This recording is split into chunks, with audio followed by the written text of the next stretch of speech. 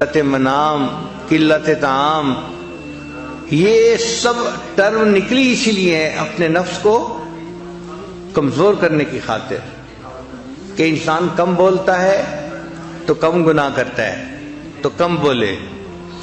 آج کل ہم زیادہ بولنے کے مریض ہیں، اس لیے ہمیں بار بار اعلان کرنا پڑتا ہے بھئی مسجد ہے، اعتکاف ہے، آپ آہستہ بولیں آہستہ بولیں۔ اس کی وجہ کیا ہوتی ہے کہ ہم نے چپ کے مزے نہیں لیے ہوتے، ہمیں خبر ہی نہیں کہ چپ کے مزے کیا ہوتے ہیں۔ یہ چپ کے مزے ایسی نعمت ہیں کہ جس بندے کو نصیب ہو جائے اس کا بولنے کو دل نہیں چاہتا، وہ خاموش بیٹھا اپنے رب کی یاد میں لگا ہوا ہوتا ہے۔ حضرت خواجہ باقی رحمۃ اللہ علیہ بہت خاموش رہتے تھے۔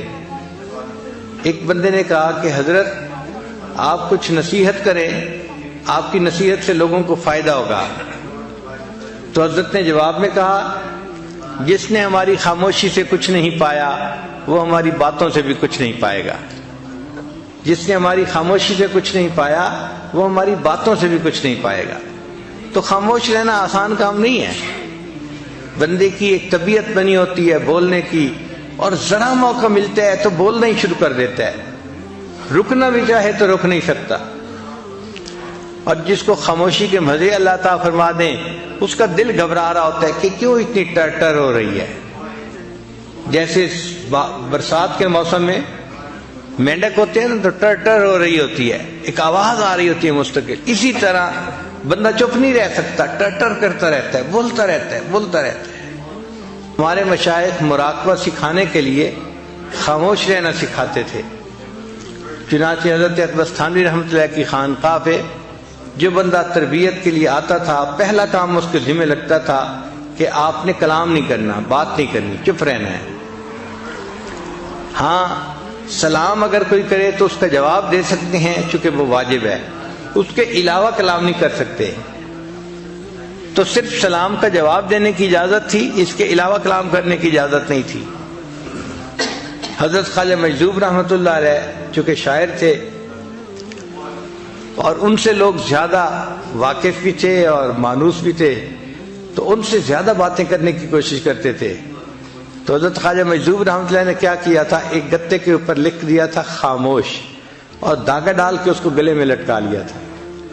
تو اگر کوئی بندہ ان سے بات کرنے لگتا تھا تو وہ اس کی طرف اشارہ کر دیتے تھے، صرف بھئی دیکھ لو یہ سائن ہے خاموش، اس طرح خاموش رہتے تھے۔ حضرت مفتی محمد شفیع رحمۃ اللہ علیہ اور حضرت مولانا یوسف النوری رحمۃ اللہ علیہ کے بارے میں آتا ہے کہ جب دونوں شہزادوں نے علم حاصل کر لیا تو تھانہ بھون حاضر ہوئے کہ حضرت کی خدمت میں کچھ وقت رہتے ہیں۔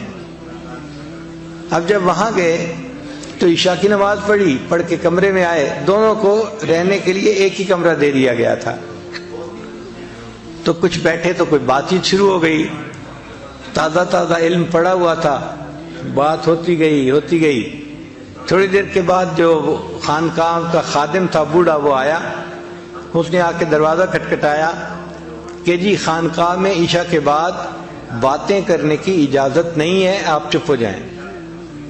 وہ چپ ہو گئے، مگر اس کو روٹین میں لیا، اور تھوڑی دیر کے بعد پھر کوئی مسئلہ شروع ہو گیا، پھر باتیں شروع ہو گئیں۔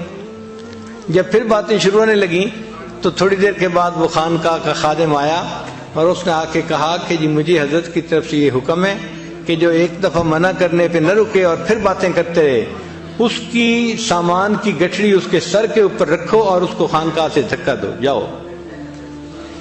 جب آپ نے بات سمجھنی نہیں تو رہنے کا کیا فائدہ، کیوں وقت اپنا بھی ضائع کر رہے ہو، ہمارا بھی ضائع کر رہے ہو۔ تو اس نے کہا جناب میں دوسری دفعہ آ کے بتا رہا ہوں، اب اگر میں نے آپ لوگوں کی آواز سن لی تو میں نے آپ کا سامان آپ کے سر پہ رکھنا ہے اور آپ کو خانقاہ سے نکال دینا ہے۔ پھر دونوں کو احساس ہوا کہ خاموشی کی اہمیت کتنی تھی، کتنا سیریس معاملہ تھا۔ پھر اس کے بعد وہ نہیں بولے۔